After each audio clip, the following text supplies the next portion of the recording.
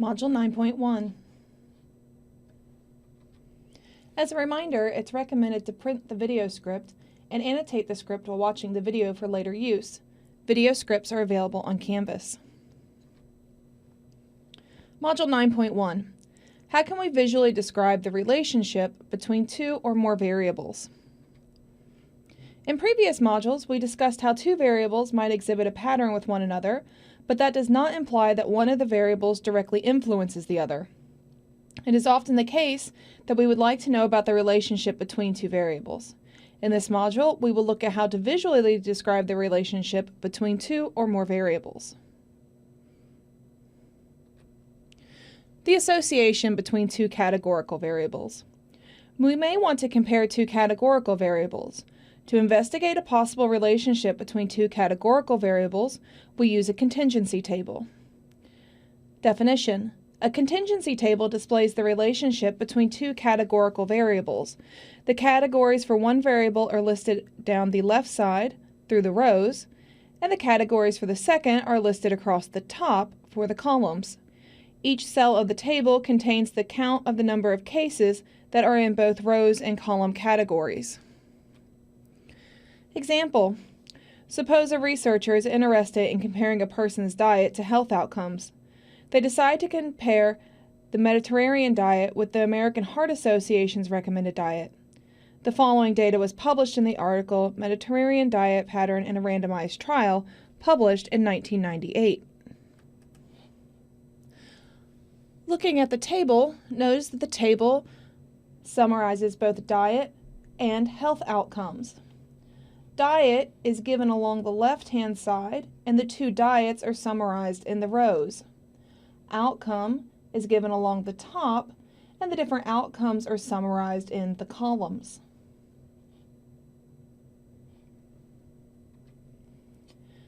Take a moment and pause the video and see if you can answer these 4 questions. When you come back, we'll look at the answers together. The first question asks, how many people were in the study? Looking at the contingency table, notice that the last column gives the totals for the two diets, and the last row gives the totals for the different health outcomes. The very bottom corner of the table gives the overall total of 605. So there were 605 people in the study. Notice if we add the two totals in the diets, this adds to 605, as well as if we add up the totals for the different health outcomes, they will also add to 605. How many people developed cancer? Again, note that the outcome are listed across the top, and the information for each of the outcomes is given in the columns. So if we're interested in how many people developed cancer, we would look at the cancers column and find the total for that column, which is 22. There were 22 people in this study who developed cancer. How many people ate the Mediterranean diet? Notice that diet is given along the left-hand side of the table, and the information for the different diets are summarized in the two rows. Looking at the total for the Mediterranean row, we find that 302 people ate that specific diet. How many people on the Mediterranean diet developed fatal heart disease? In this case, we're interested in both a type of diet and a health outcome. So we find the row for the diet along with the column for the outcome we're interested in and see where those two meet up. We find that there were 14 people in the study who ate the Mediterranean diet and developed fatal heart disease. We can also use the table to calculate different proportions. Definition. Conditional proportions depend on one of the variables having a given value. For example, we may be interested in the proportion of people on the Mediterranean diet who develop fatal heart disease. Here we are conditioning on the person eating the Mediterranean diet since their information is conditional. In this example, they're conditional on diet. The proportion can be calculated as 14 divided by 302. Looking at the table, when working with conditional proportions, what we are doing is limiting ourselves to a portion of the table. So here, we're only interested in the portion of the table dealing with the Mediterranean diet. We see that there were 302 total people on this diet, and of them, 14 developed fatal heart disease. So this is why the proportion can be calculated as 14 divided by 302, which is equal to 0.0464. In situations where we distinguish between an explanatory and response variable, it is natural to form conditional proportions based on the explanatory variable for categories in the response. In this scenario, we would consider diet to be explanatory. Marginal proportions. Marginal proportions are calculated using the overall total and are not conditional. The proportion of people who ate the American Heart Association diet is not a conditional proportion. The outcome is not a part of the calculation, and only the counts in the right margin are used for a proportion, such as the proportion 303 out of 605 is called a marginal proportion. Looking at the table, what we're saying for marginal proportions is we're only interested in one of the two categorical variables. So for example, we may only be interested in diet. If we were only interested in diet, then what we're doing is limiting ourselves to the right-hand column. Notice this column gives the totals for diet. So if we were interested in the proportion of people who ate the AHA diet, we would take the total number of people on that diet, divide it by the total number of people. Alternatively, another type of marginal proportion we could look at would be based solely on outcome. If we were only interested in the outcome variable, then we would limit ourselves to the bottom row, which is also a total row. Your turn. For each of the following, calculate the requested proportion and decide if it is conditional or marginal. You may leave your answers as a fraction. Pause the video, try these, and when you come back, we'll look at the answers together.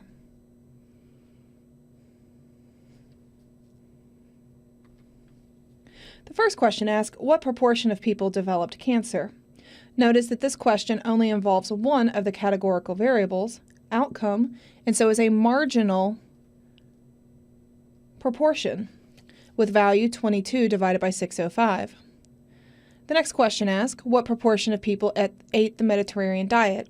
Again, this question only involves one of the categorical variables, diet, and its value is 302 divided by 605.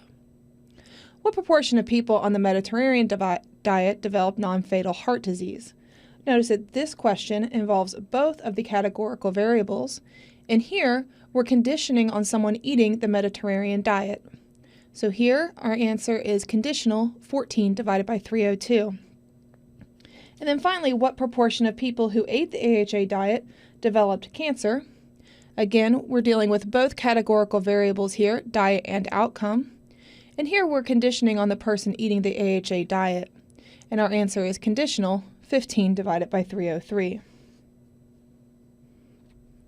There are several types of graphs that can be used to visualize the relationship between two categorical variables. We could display proportion of outcomes for each diet separately, side by side, or we can combine all the information into a stacked bar graph. These plots can help us look for associations. Definition: in a side-by-side bar graph, the height of each bar is the number in the corresponding cell of the two-way table. So looking here at our bar graph, notice that we have each of our different outcomes, and then for each of our different outcomes, we have a bar side by side for each of the two diets. Looking at the legend up here, we see the darker shaded bars are for the Mediterranean diet, and then the lighter shaded bars are for the AHA diet. Looking here, what we can see is for each of the outcomes, the number of people on each of the diets that developed those outcomes. We could also look at a stacked bar chart. It is like a side-by-side, but the bars are stacked instead of side-by-side. Notice this contains pretty much the exact same information. We can see here, looking at each of the four outcomes, we have the Mediterranean and the AHA diet, but here we have a visual representation that we can see that for each of these outcomes, which we would consider the negative outcomes, the gray area is slightly larger than the dark area. Looking at the plots, it appears there is a weak or moderate association between diet and outcome.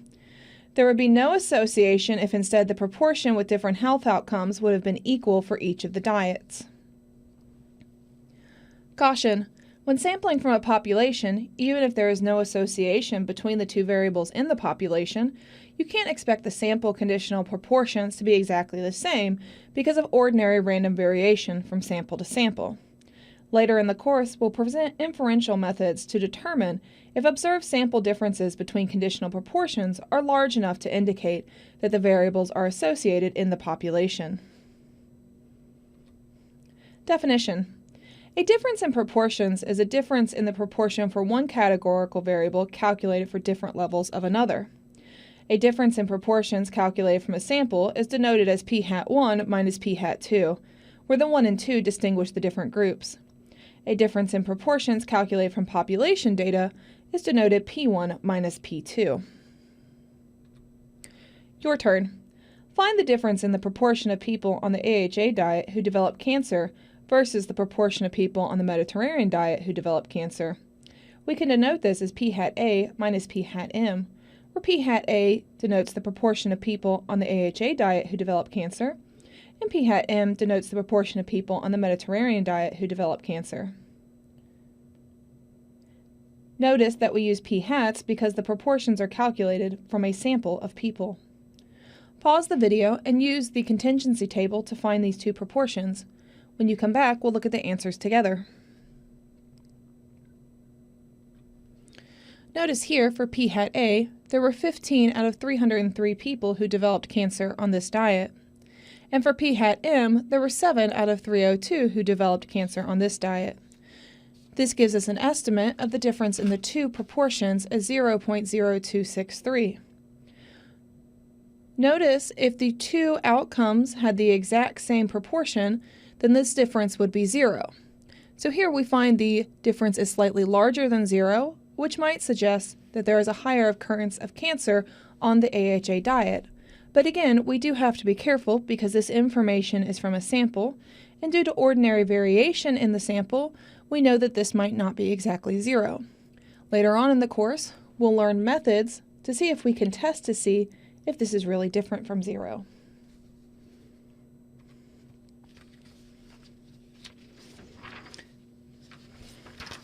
Association between two quantitative variables. In the previous section, we discussed how two variables might exhibit a pattern with one another, but that does not imply that one of the variables directly influences the other. We looked at ways to summarize two categorical variables with two-way tables, difference in proportions, and bar charts. In this section, we will focus on exploring the relationship between two quantitative variables. How can we visualize the relationship between two quantitative variables? To illustrate visualization of quantitative variables, we're going to look at data from brickset.com, which is a website dedicated to information about Lego sets. The website includes information about different Lego sets, including the number of pieces, the number of minifigures included, recommended retail price, price per piece, and set type. We're going to focus on the variables recommended retail price and number of pieces. Take a moment and look around that website. You should see that the website is not very easy to navigate. Gathering all the information about each set would be difficult. Luckily, someone has already done the work for us and provided the plot below. This plot gives us a quick way to see that as the number of pieces given along the x-axis in the set increases, the price of the set given along the y-axis increases. So notice here, looking at each of the points, as number of pieces increases, so does the price of the set. And we see that because the graph moves upward to the right. Plots like this one are known as scatter plots. Definition: a scatter plot is a plot which represents the data from two quantitative variables as points. Each point on the plot represents two values, one from each of the quantitative variables. The explanatory variable is located on the x-axis and the response on the y. To illustrate scatter plots and how they are constructed, we're going to look at a small part of the Lego data. We're going to focus on 7 sets from the Dino collection, and the data is given here.